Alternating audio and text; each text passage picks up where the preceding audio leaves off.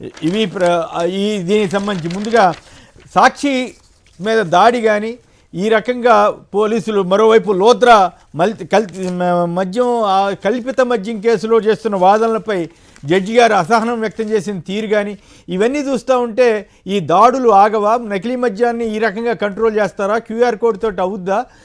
విష్ణు గారు చెప్పండి, సాక్షి మీద దాడి కానీ మద్యాన్ని కంట్రోల్ చేయమంటే ఈ మీడియాని కంట్రోల్ చేస్తానంటారు ఏంటి వాళ్ళు? సార్, ఇప్పుడు సాక్షి మీద ఈ ప్రభుత్వం వచ్చిన తర్వాత అనేక సందర్భాల్లో వాస్తవాలని ప్రజలకి, నిజాలని ప్రజలకి తెలియజేసినటువంటి సందర్భంలో ప్రభుత్వము సాక్షి మీద, సాక్షి ఎడిటర్ ధనంజయ రెడ్డి గారి మీద ఇప్పటి వరకు దాదాపుగా 11-12 కేసుల్ని నమోదు చేయడం జరిగింది. ఏదైనా ఒక వాస్తవాన్ని ప్రజలకి తెలియజేస్తే వాళ్ళకున్నటువంటి పత్రికలు, వాళ్ళు సమర్థించేటటువంటి పత్రికలు కళ్ళు మూసుకుంటే, ఆ వార్తలు రాయకపోతే, ఒక్క సాక్షిలోనే నిజాలన్నీ కూడా తెలుస్తూ ఉంటే దాని మీద కక్ష కట్టి దాని మీద ఒక ప్రతీకార దీంతో అధికారం చేతిలో ఉంది కదా అని పోలీసులు సాక్షి మీదకి ప్రయోగిస్తూ ఉన్నారు. వాళ్ళు ఒకరోజు మొన్న సంబంధించినటువంటి ఈ నకిలీ మద్యం కేసుని వెలుగులోకి తీసుకొచ్చినటువంటి సందర్భంలో ఈ సాక్షి మూలంగానే మనకి ఇలాంటి అక్రమాలు కానీ, అన్యాయాలు కానీ, మన ఇంటర్నల్గా జరుగుతున్నటువంటి విషయాలన్నీ కూడా ఈ ప్రపంచానికి తెలుస్తున్నాయని చెప్పని ప్రభుత్వం డ్యామేజ్ అయిందని, ప్రభుత్వం ప్రజల ముందు దోషిగా నిలబడిందని, వాస్తవాలు తెలియకుండా ఉండాలని ఉద్దేశంతో ధనంజయ రెడ్డి గారి మీద, సాక్షి సంబంధించినటువంటి రిపోర్టుల మీద, వారికి సంబంధించినటువంటి సిబ్బంది మీద అర్ధరాత్రి పూట లేకపోతే తెల్లవారుజామున పోయి వాళ్ళు అంతా హడావుడి చేస్తూ ఉన్నారు. ఈరోజు చూడండి, నకిలీ మద్యానికి సంబంధించి వార్త బయటకు వచ్చిన తర్వాత నెల్లూరు నుంచి కానీ, పక్కనే ఉన్నటువంటి కనిగిరి నుంచి కానీ కొంతమంది పోలీసులు హైదరాబాద్కి పోయి అర్ధరాత్రి పూట నోటీసులు ఇవ్వటము, సిబ్బంది మీ సోర్స్ ఏంటో చెప్పనంటాము, మీకు ఎక్కడి నుంచి వచ్చిందో చెప్పని బలవంతమైనటువంటి ప్రయత్నం చేస్తూ ఉన్నారు. దాష్టికానికి పాల్పడుతూ ఉన్నారు. సాక్షి పత్రిక మీద కక్ష కట్టి మరీ విజయవాడలో కేసులు నమోదు చేశారు, తాడేపల్లిలో నమోదు చేశారు, నెల్లూరులో నమోదు చేశారు. ఇట్లా ఎక్కడ పడితే అక్కడ ఒక వాస్తవం ప్రజలకి తెలిసిన సందర్భంలో ప్రతిసారి కూడా ఈ రకమైనటువంటి ధోరణికి పాల్పడుతూ ఉన్నారు. ఈరోజు ఒక పత్రికలో విజయబాబు గారు ఈ పత్రికా స్వేచ్ఛకు సంబంధించినటువంటి ఒక ఐటెం రాయడం జరిగింది. అది చదువుకుంటే పోలీస్ యంత్రాంగానికి సుప్రీంకోర్టు ఇచ్చినటువంటి జడ్జిమెంట్ కానీ, హైకోర్టు ఇచ్చినటువంటి జడ్జిమెంట్ కానీ ఏ రకంగా పత్రికా స్వేచ్ఛని, పత్రికా రిపోర్టులు రాసేటటువంటి అంశాలని, రిపోర్టులకు ఉన్నటువంటి సోర్స్ని ఏ రకంగా అంతర్గతంగా ఉంచుకోవచ్చో, బహిరంగంగా చెప్పకూడదో, ఇలాంటి విషయాలన్నీ కూడా, అలాగే కోర్టులు ఇచ్చినటువంటి తీర్పులన్నీ కూడా ఉటంకించి ఆ వ్యాసంలో క్లియర్గా ఉన్నాయన్నమాట. కాబట్టి పోలీసులు అన్యాయంగా, అక్రమంగా వాళ్ళు హైకోర్టు మందలిచ్చినప్పటికీ కూడా, సుప్రీంకోర్టు మందలిచ్చినప్పటికీ, అసలు ఆంధ్రప్రదేశ్లో టోటల్గా పోలీసు డిపార్ట్మెంట్ను మూసేసుకోండి అని చెప్పినప్పటికీ కూడా ఇంకా పోలీసుల్ని ఉపయోగిస్తూనే, పోలీసుల ద్వారానే ఈ సాక్షి మీద కక్ష కట్టేటటువంటి ప్రయత్నము, లేదంటే ఇతర రాజకీయ నాయకులు, వైఎస్ఆర్ కాంగ్రెస్ పార్టీకి సంబంధించినటువంటి నాయకుల మీద అక్రమ కేసులు బనాయించే కార్యక్రమం. ఇందాక మీరే ప్రస్తావించారు, ఒక మహిళ మంగళగిరిలో ఒక సభలో మాట్లాడితే నకిలీ మద్యం గురించి, జెడ్పీటీసీ అలాగే అక్కడ ఉన్నటువంటి బెల్ట్ షాపుల గురించి మాట్లాడితే పోలీసులు ఆ భర్త మీద కేసు నమోదు చేయటం, ఈ రకమైనటువంటి కక్ష సాధింపుల చర్యలు అన్నీ కూడా ఆంధ్రప్రదేశ్లో ప్రతి అంశానికి తగ్గట్టుగా పత్రికా స్వేచ్ఛకి అడ్డు తగులుతున్నారు, పత్రికా స్వేచ్ఛ మీద ఉక్కుపాదం మోపుతున్నారు, పోలీసులను ఉపయోగిస్తూ ఉన్నారు. పోలీసులు హైకోర్టు చివాట్లు పెట్టినప్పటికీ, ప్రజలు చివాట్లు పెట్టినప్పటికీ ఏవి బరి తెగించేసి వాళ్ళ ఇష్టానుసారంగా ప్రజల ముందు దోషులుగా నిలబడినప్పటికీ కూడా ప్రభుత్వ పెద్దలు చెప్పినటువంటి కార్యక్రమాన్ని తూచా తప్పకుండా అమలు చేస్తున్న సందర్భం అనేది మనకి కనబడతా ఉంది. సాక్షి మీద ఇప్పటికే విత్డ్రా చేసుకోవాలి. సాక్షి ఎక్కడ ఎటువంటి తప్పు చేయకుండా ధర్మానికి, న్యాయానికి, వాస్తవానికి సంబంధించినటువంటి అంశాలని ప్రజల ముందు పెడతా ఉంది. ఈ 11 కేసులు మనం చూస్తే హత్య చేసినటువంటి సందర్భంలో వెలుగులోకి తీసుకొచ్చిన అంశాలు కానివ్వండి, అత్యాచారాలు జరిగిన సందర్భంలో వెలుగులోకి తీసుకొచ్చినటువంటి అంశాలు కానివ్వండి, ఆంధ్రప్రదేశ్లో ప్రభుత్వ ప్రతిష్ట మసకబారిపోయే విధమైనటువంటి ఒక కథనాన్ని, నకిలీ మద్యం వాస్తవాల్ని బయటకు తీసుకొచ్చినటువంటి సందర్భంలో కానీ అనేక సందర్భాల్లో సాక్షి మీద పోలీసు యంత్రాంగం అనేక రకాలుగా కేసులు నమోదు చేస్తుంది. దీన్ని సమాజం అంతా కూడా తీవ్రంగా ఖండించాల్సినటువంటి అవసరం ఉన్నది అని చెప్తా ఉన్నాం. అంతే కదా, ఒకళ్ళ మీద చేశారు, వాళ్ళ మీద చేశారు, మన మీద అనుకుంటే రేపు ఇప్పుడు మీ మీద కూడా వస్తుందనే సంగతి ప్రజలు కూడా గమనించాల్సిన అవసరం ఉంది. పైగా సోర్స్ అన్నటువంటి విచిత్రంగా ఉంది. పోలీసులకి ఏం పని, సోర్స్ కేసు పెట్టుకోండి, లేదంటే ఖండనిమ్మనండి ఆ సంబంధించిన ఆఫీసరో లేకపోతే వాళ్ళు చూసుకోవాల్సిన మధ్యలో పోలీసులు వెళ్ళి ఇంకేముంది అది చేశారు ఇది చేశారు అంటే సోర్స్ అనేది అది సీక్రెట్, అది జనరల్గా అక్కడ చెప్తే రేపు వాళ్ళ మీద పడరా మీరు? కాదండి, చాలా విచిత్రంగా ఉంది పోలీసులు వైఖరి. కాదు సార్, ఈరోజు కాదు చెప్పండి. కాదు సార్, ఈరోజు ఒక పత్రికలో విద్యాశాఖ సంబంధించినటువంటి దాంట్లో ఒక వార్త రాశారు. ఆ వార్తలో 20 కోట్లు జూనియర్ లెక్చరర్స్ వసూలు చేస్తున్నారన్నారు. ఒక మంత్రికి సంబంధించినటువంటి వాళ్ళు వసూలు చేస్తున్నారు అన్నారు. 10 లక్షలు 10 కోట్లు ఆల్రెడీ వసూలు చేశారు, 10 కోట్లు వసూలు చేస్తా ఉన్నారు. ఆ పత్రిక నోటీస్ ఇవ్వమని చెప్పండి, ఆ పత్రిక మీ సోర్స్ ఏంటో అడగమని చెప్పండి, కేసు పెట్టమనండి.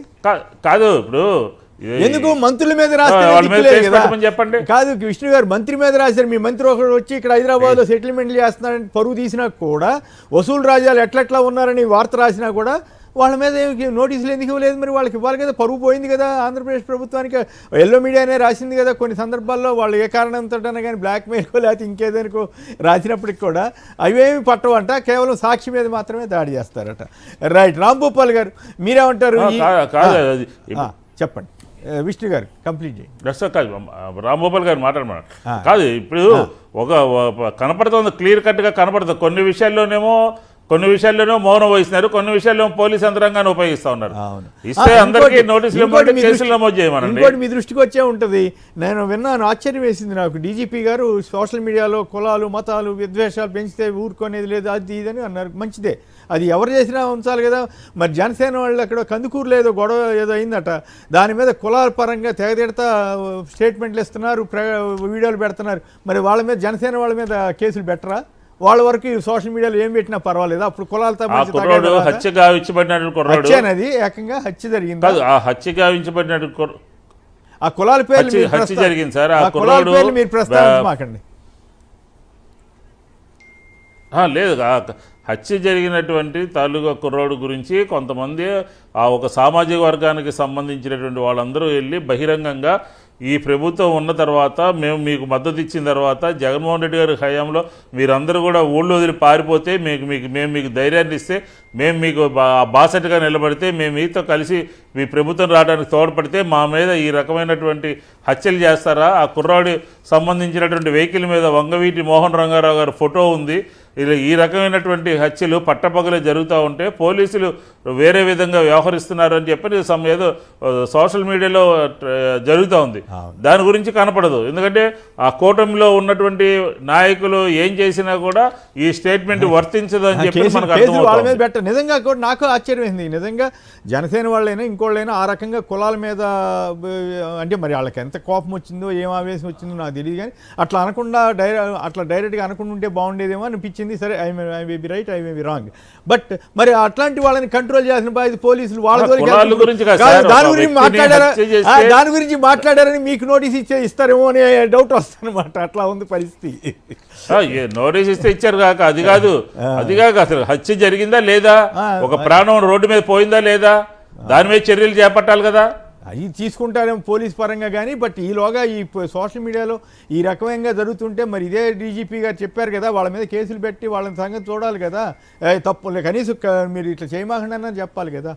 కనీసం పవన్ కళ్యాణ్ గారు కూడా ఖండించట్లేదు, ఒక విచిత్రమైన పరిస్థితి. చంద్రబాబు గారు ఖండించరు, పవన్ కళ్యాణ్ గారు ఖండించరు.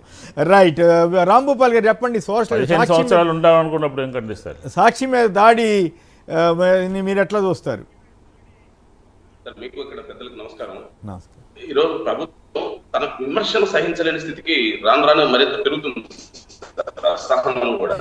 ఎందుకంటే ఒక వాస్తవ పరిస్థితిని వెలుగులోకి తీసుకురావాల్సింది ఎవరి బాధ్యత? మీడియాతో పాటు ప్రతిపక్షాలు. కానీ ఈ రోజు మీడియాను ప్రతిపక్షాల గొంతులకి వాటికి స్థానం లేకుండా చేసి ప్రజల యొక్క అభిప్రాయాల్ని ప్రభుత్వం చేసేటువంటి విధానాల వల్ల వచ్చే దుష్ఫలితాల్ని ప్రభుత్వం తెలుసుకోకపోతే గుడ్డిగా ప్రభుత్వం పరిపాలిస్తే దాని వల్ల వచ్చే ఫలితం ఏంటో గత అనుభవాలు చాలా ఉన్నాయి. ఈ రోజు ఈ ప్రభుత్వం వల్ల అదే తీరుగా వ్యవహరిస్తుంది. ముఖ్యంగా కల్తీ మద్యం 16-17 నెలలుగా రోజు ప్రధాన వార్తల్లో ఉంటుంది. కల్తీ మద్యానికి సంబంధించి అనేక కథనాలు వచ్చినాయి, వేల కోట్ల ప్రచారం జరిగింది, డబ్బుల కట్టలు కనిపించింది, ఏవేవో చాలా మీడియా ప్రచారం చేసింది. ఇప్పటి వరకు దోషులు ఎవరో స్పష్టంగా అటు విచారణ అధికారులు కానీ ప్రభుత్వం కానీ ఇప్పటి వరకు తేల్చలేకపోతుంది. కొత్తగా మరో చోట కల్తీ మద్యం కూటమి ప్రభుత్వ నాయకులే, వారి మద్దతుదారులు, వారి అనుచరులే, ముఖ్యమైన వ్యక్తులే ఈ రోజు కల్తీ మద్యంలో నేరుగా దొరికింది. మరి దాని గురించి ఎవరు మాట్లాడాలా? ఖచ్చితంగా ప్రతిపక్షాలు మాట్లాడాలి. అందులో ప్రధాన పత్రికలు ఎవరైతే మౌనంగా ఉంటారో దానికి ప్రత్యామ్నాయంగా ఉండే పత్రికలు ఖచ్చితంగా పాటిస్తాయి. అది సాక్షి కావచ్చు, ఇతర పత్రికలు కావచ్చు. ఒక సాక్షినే కదా సార్, చాలా పత్రికలు కూడా ఈ రోజు మాట్లాడుతున్నాయి కాబట్టి ప్రధానంగా సాక్షి మాట్లాడుతుంది. సాక్షి మీద తప్పుంటే ఏ పత్రిక అయినా సోర్స్ లేకుండా అడ్డదిడ్డంగా రాస్తే ఖచ్చితంగా చర్యలు తీసుకోవాలి. ప్రజల యొక్క అభిప్రాయాల్ని ప్రజాభిప్రాయం పేరుతో దుష్ప్రచారాలు చేయడాన్ని ఎవరు సహించరు. అందులో మీలాంటి సీనియర్ జర్నలిస్టులు పత్రికా రంగంలో విలువలకు ఉండాలని కోరుకుంటాం. కానీ ఒక వార్త వాస్తవం అని తేలిన తర్వాత, ఆ వాస్తవాల ఆధారంగా వార్త రాసిన తర్వాత ఆ పత్రికల్ని వేధించడం అంటే అది కక్షపూరితం. అది ఏ మీడియా సంస్థలైనా. ఈరోజు కేంద్రంలో ఉండే ప్రభుత్వం అదే చేస్తుంది. దాని మోడలే రాష్ట్రంలో అమలవుతుంది. ఎవరి గొంతులు నొక్కుతున్నారో మనం అందరం చూస్తున్నాం. రైతుల ఉద్యమాలకు మద్దతు ఇస్తే న్యూస్ క్లిక్ ఎడిటర్ 16 నెలలు జైల్లో ఉండాల్సి వచ్చింది. అదేవిధంగా ఈ రోజు దేశంలో అనేక పత్రికల పరిస్థితి మనకు తెలుసు. రాష్ట్రంలో అదే విధానాన్ని మరింత దుర్మార్గంగా అమలు చేయడానికి ఈ రోజు రాష్ట్ర ప్రభుత్వం ప్రయత్నాలు చేస్తుంది. ఇంతకుముందు మీరు ప్రస్తావించినారు, ఒక పత్రికలో సోర్స్ ఆఫ్ వార్తలు తీసుకొని వాళ్ళు రాస్తే అది తప్పు, కేసులు పెడుతున్నారు. ఇప్పుడు ధనంజయ రెడ్డి గారి మీద కావచ్చు, లేదా పత్రికకు సంబంధించిన లోకల్ విలేకరులను వేధిస్తున్నారు. కానీ అదే ఇతర పత్రికలు అనేక వార్తలు రాసినారు. ఐఏఎస్, ఐపీఎస్ వాళ్ళ భార్యల పేర్లతో సహా లేదా వాళ్ళ భార్యల్ని సంబోధిస్తూ కూడా వరుస కథనాలు వచ్చినాయి. మరి అది అక్కడ పరువు పోలేదా? ఐఏఎస్ ఆఫీసరు వాళ్ళ భార్యల్ని ఆ ఆఫీస్ ఓపెన్ చేసి డబ్బులు విచ్చలవిడిగా వసూలు చేస్తున్నాడని ఐఏఎస్, ఐపీఎస్ ఆఫీసర్ల మీద వచ్చింది. అదే విధంగా మంత్రుల మీద వచ్చింది. ముఖ్యంగా ఈ రాష్ట్రానికి సంబంధించిన రాజధాని నిర్మాణం కీలకమైంది అనుకుంటున్నటువంటి రాజధాని నిర్మాణానికి బాధ్యత వహిస్తున్న మున్సిపల్ శాఖ మంత్రి పేరుతోనే వచ్చింది. మరి అక్కడ మాత్రం చర్యలు లేవే. ఎవరికైనా సహజంగా అనిపిస్తుంది ఒకరి పట్ల పక్షపాతంగా, ఇతరుల పట్ల ప్రేమపూరితంగా ఉంటున్నారని. అందుకని ఈ విధానం ప్రజలు గుర్తిస్తారు. మీడియా గొంతు నొక్కేంత కొద్దీ ప్రభుత్వం అప్రతిష్ట పాల్గొతుంది. మీడియా గొంతు నొక్కుతుందనంటే ప్రభుత్వం భయపడిపోతుంది. ప్రభుత్వం భయపడుతుందంటే తప్పులు చేస్తుంది. తప్పులు చేసే ప్రభుత్వాన్ని ఖచ్చితంగా ప్రజలు ఏదో సందర్భంలో దాని తిరస్కారానికి గురవుతుందనేది మాత్రం గుర్తించాలి. రైట్. మీకు ఇంట్రెస్టింగ్ ఎగ్జాంపుల్ చెప్పాలి. ఇప్పుడు గుర్తుకొచ్చింది నాకు. వాళ్ళది లెక్కర్ మద్యం స్కామ్ అని పెట్టారు కదా, గత గవర్నమెంట్కి సంబంధించినటువంటి ఆరోపణలు చేస్తూ. ఆ సందర్భంలో కొన్ని పత్రికలు ఇష్టం వచ్చినట్టు రాస్తున్నాయి. 27 కోట్ల డేటా లీక్ అయిందని, అది దొరికిందని, అదని రాశారు. కోర్టులో వచ్చిన ప్రస్తావన ఏమిటంటే, ఒక ప్రస్తావన, ఒక నిందితుడి సెల్ ఫోన్ తీస్తే దాంట్లో నోట్ల కట్ట పెద్ద కుప్ప కనపడిందని చెప్పి ఫోటో సహా వేశారు. అది తీరా చూస్తే అసలు ఆ వీడియో ఏమంటారు, సెల్ ఫోన్ అసలు ఓపెనే చేయలేదని చెప్పి సిట్ వాళ్ళు తర్వాత కోర్టు చెప్పారు.